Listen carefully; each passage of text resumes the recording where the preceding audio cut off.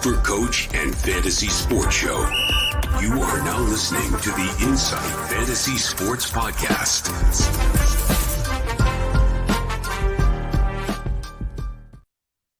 Welcome, all you Supercoach absolute legends out there. This is the Insight Fantasy Sport Podcast. I'm your host, the Supercoach Hawk, Rob Kennedy, sitting here with my mate, Big Horse, Mickey Dell. How are you, buddy? Hello, Rob. Going well. Let's get into it. What are we doing today? Mate, we are up to our last episode of our standard squeeze sixes, and we are up to the midfielders. For anyone who doesn't know about the standard squeeze, go and check them out. Make sure you use our Insight15 code to get 15% off all their products. I'm sitting here with their 4-in-1 cup. I can't recommend it enough. Big Horse there has got their standard squeeze product. It is an absolute weapon. I use it all the time. Get amongst it. Support those who support us. Mate, short little snippets to give everyone a little bit of insight to who are currently the top midfielders at the moment. Who do we see as some talking points that could jump in and finish in that top 6 or top 8 in regards to midfielders? And maybe even some just little ones for people to think about when they start to look at making those final trades before they get into finals time against their head-to-head leagues. So we dive in for the last time for our standard squeeze sixes. I'm going to go with top 8 being midfielders. Marcus Bontempelli and Clayton Oliver sitting there at the 1-2. Nick Dacos is at the 3. Josh Dunkley at the 4. Christian Petrarca at the 5. Jordan Dawson at the 6. Tom Liberatore, a big riser, into the 7. And Rory Laird at the 8. The surprises, let's start with first. Who are the surprises in that 8 for you? I think it's all pretty set, isn't it? Like at the start of the year, we were pretty concerned with Dacos because of the tag job that McGuinness, I think it was, did on Dacos in that practice match. Yeah. But he's just proven to everyone that he's such a fantastic footballer and will probably win a Brownlow this year, which is unheard of for someone in their second year, where people in their second year or rookies that come into their second year, they often struggle, but this guy's just gone from strength to strength. Yeah. One that is surprising for me, you didn't mention him, but he's up there in the top 10 when we're talking about highest priced players this year, is Errol Goulden. So he's at 640K with an average of almost 111. We've predicted that his next three rounds, he's going to average 138, which is pretty consistent with the Supercoach Gold guideline. If you don't have him, you've got to bring him in. This could be a make or break for you. We love to say the things that we got right. We do heavily talk about the things that we got wrong. Nick Dacos was one that we very much questioned right at the start of the year. And Errol Goulden was one that I really questioned. We are very big on don't go nuts over preseason. I think all the fantasy sports that we talk about, we also do basketball here. We do, we do NBA, we do NRL, we do AFL. We've got it all. Preseason can be some of the biggest killers for you. And Errol Goulden went out and had that 172, and every man and his dog jumped on it, even with certain players not playing. But he has shown that he is a premier scorer, and I think going to be a premier scorer for quite some time and many years to come. So if you don't have him, I have a feeling you're sitting in not a very good place in Supercoach because he is elite. He's elite. And I don't throw that word around very easily and very often. Very much so. The one you got right, though, was Tom Liberatore. I still think he surprises me that he got into that top 8, but boy, oh boy, he's had a good year. And it's interesting because we talked about him actually being the probably the number one that would reciprocate to Josh Dunkley not being there, and Josh Dunkley sitting there at number 4 and just being, in a strange way, I think probably one of the biggest, quietest achievers this year. But no one's really talked about him. He's putting up massive numbers. He's averaging 121.9. His 3-round average is 122. His 5-round average is 132. I don't think he's had many games under 100, maybe one. I'm having a really quick look as we speak. He's had one game under 100, which was an 84. I mean, he's just pumped out what's been a fantastic year.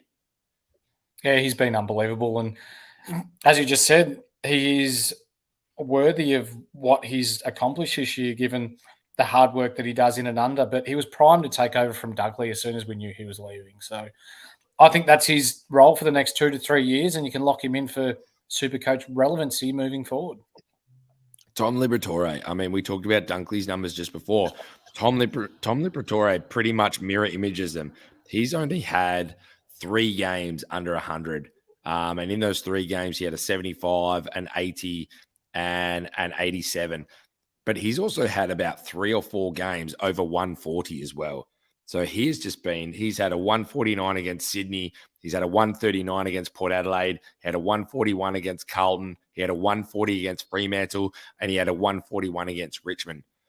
There's 5 games over 139 for Tom Liberatore.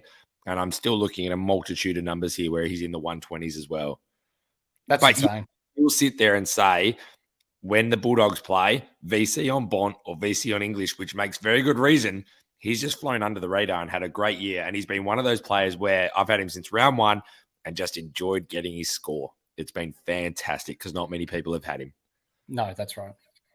So let's start to give some of our listeners some ideas of some other people who might jump in. So you've already mentioned Errol Goulden. Who else do you think is somebody that to finish off the year, they might not finish with that high of an average, but who's some players that out there that might jump up and down into that top 8 to finish out the year? We brought up in our previous podcast, and with Tom Green from GWS being out for the next 3 weeks with a hammy, I'm looking at Canelio to move into that inside mid role, and then the Rolls Royce himself, Josh Kelly, to be the outside mid, the user of the ball, moving forward. He passes the eye test. He's so good with ball in hand. His foot skills are elite. Has an ability to rack up scores. He's been priced at 650 and north previously. I have a feeling these next 3 to 4 rounds, should he stay injury-free, he's going to go mega large. It's Canelio and it's Josh Kelly in the middle for GWS. They have a favourable run coming home. They're gunning for finals. My big call is Josh Kelly will average north of 120 for the rest of the year. So would Josh Kelly be your pick? If you had to pick one of the 2, who are you taking? I'm picking Josh Kelly purely for disposal efficiency. I think when we're talking about touches-wise, Canelio will probably get more of the ball being that inside mid. But my concern with Canelio is that he rushes with ball in hand a little bit and just throws the ball onto his foot, just gets the quick kick forward or just gets the hands off real quick without really looking to where it's going. Whereas Josh Kelly, he's just got that innate ability to look as though he's got that extra second to be able to use the ball, to be able to find a target. And, yeah, he's really good with ball in hand. So if I'm going to pick between the 2, which I have this week, I'm tipping Josh Kelly. Yeah, and I like that call. For me, it's Zach Merritt. For me, Zach Merritt, he's still sitting on a 124 3-round average. He's sitting on a 125 game average, and that's even coming off a 69 last week as well. So for me, he's just been super consistent. They look to give him the football. He's classy by foot. He doesn't mind getting a tackle. He had a 69 against Geelong at GMHBA. It happens. It happens to the best of us. Geelong at GMHBA is just a different beast. But since before that, 136s, 168s, 126, 105, 137, this guy just scores against everybody. I think he pushes up and possibly even finishes in there. And I think he keeps that 120 plus average to finish off the year. Yeah, I agree with you. He's been super for Essendon this year. Just his leadership from the front. The 200-game fizzer last week was a bit disappointing, especially as a Bomber supporter that I am. But 4 games to go. What is it? 5 games, including finals for some people. Essendon have a pretty favourable run coming home as well. GWS, North Melbourne, West Coast, teams where he's going to score well against them. You could definitely go worse than picking Merritt in your side. Who's next for you, mate? Yeah, I'm bringing in Sam Walsh. Why? Because this week, without Kennedy, without Cripps, without Chera, it's going to be the George Hewitt and Sam Walsh show against Wet Toast. Yes, I said Wet Toast, not West Coast. They're shit house. So when we're looking at Sam Walsh, he's had his month where he's got the run back in his legs. He's starting to get a lot of the ball. He's starting to use the ball well. We called it a couple of weeks ago that we feel like Carlton could go on a bit of a run. They have. I think Sam Walsh is going to go big this week, 130 plus, and I think he'll average his 120 throughout the rest of the year. So Sam Walsh for me, 532K. Again, without Kennedy, without Cripps, without Chera this week. There's not many other prime ball movers there. Get him in your team. Is Sam Walsh going to be the Josh Dunkley of next year? So if he keeps his mid-forward status or possibly gets that mid-forward status next year, surely at his price and what we know his potential is and the way that he's put that kind of numbers up before, surely he's going to be one of the most picked in 2024 come round one. Yeah, I think he will. But my fear is now without the names that we just said, his midfield time is going to jump dramatically because they need him in there. So I think, looking at towards the back end of the year and then next year, I think he'll keep his mid status, but I doubt the forward. The next one I want to talk about, mate, is look, he was GOAT status at the start of the year and the boys all love me saying this one, LDU. So LDU's obviously had some injuries, had some injury concerns, had a nice little 129 last week. His 3-round average is sitting on 119. He's the best player at North Melbourne for me by far. I know Sheasel's coming up and about and things like that, but from a Supercoach standpoint and a relevance, when he's putting up numbers like 122 against Port Adelaide, 94 against Adelaide at the Adelaide Oval, he went and had a 134 against Geelong at GMHBA and then has a 129 against Hawthorn at $550,000. I think he's somebody that could still finish off the year strong. And I think he has a lot of pride in getting as many points and as many wins possibly for North Melbourne as he can. Yeah, I agree with you. I think he's going to play well and score well, given the back end of the year that's coming up. For the viewers that have stuck with us right from the start, remember when Justin said that this man is so strong he could lift a 7-Eleven? He's going to need to do it in order to pull out some big scores towards the back end of the year, but I think he will.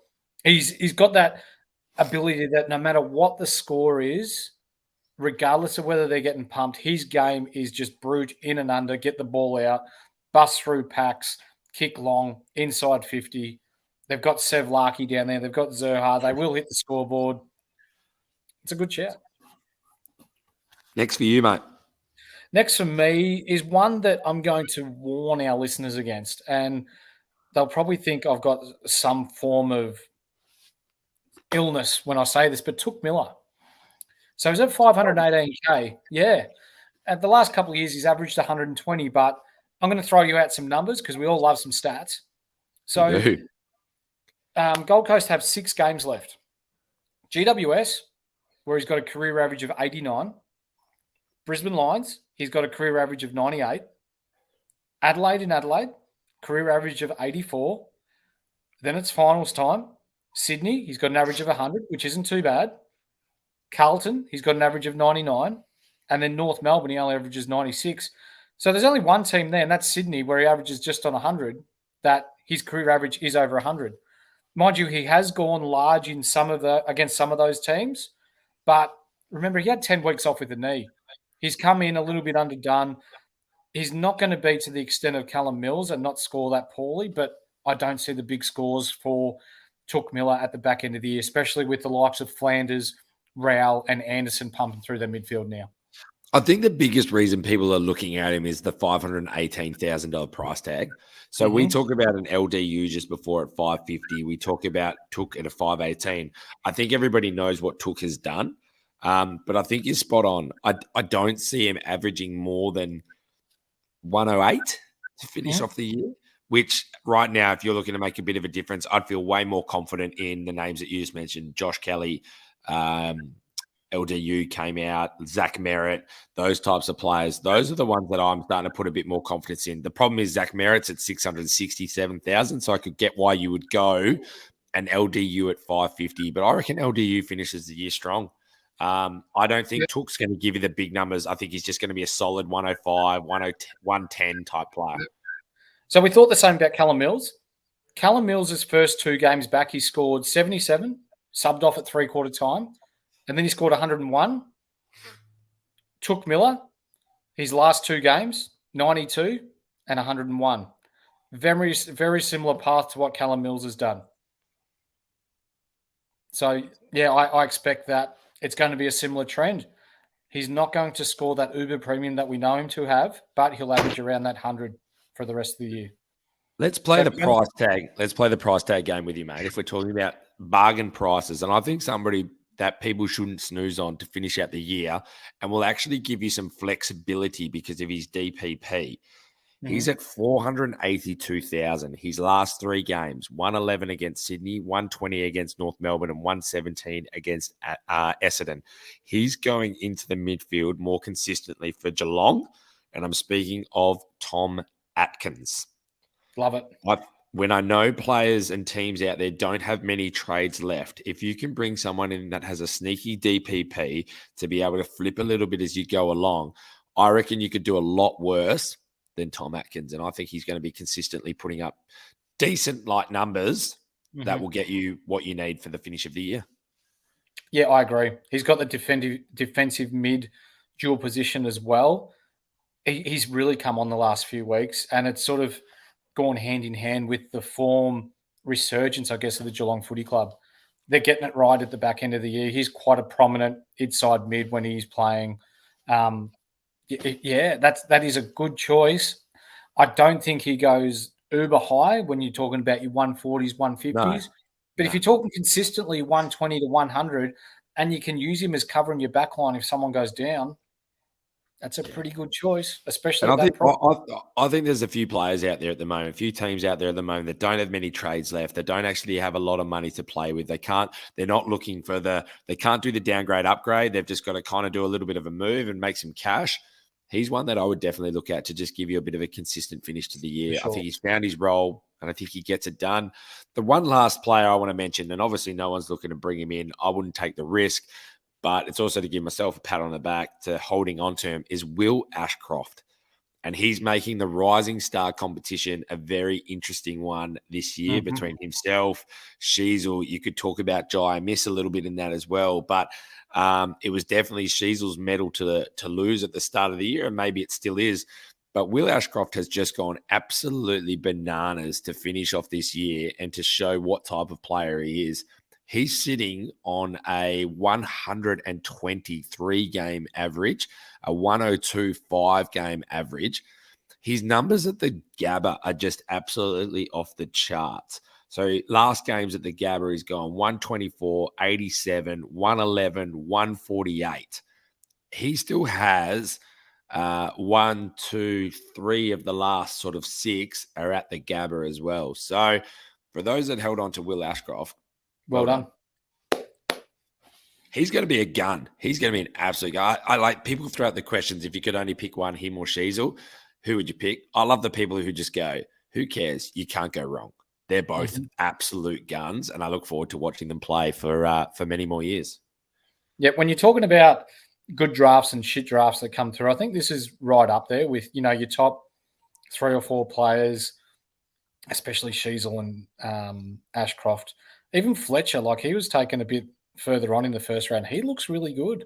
Yeah. So you're looking at other rookies or rookie-type players like Jai Miss. I know this is his second year, but when you're talking about a Rising Star nomination, I don't think anyone's kicked more goals than him when you're talking about someone that young and when you're talking about the infancy of his career.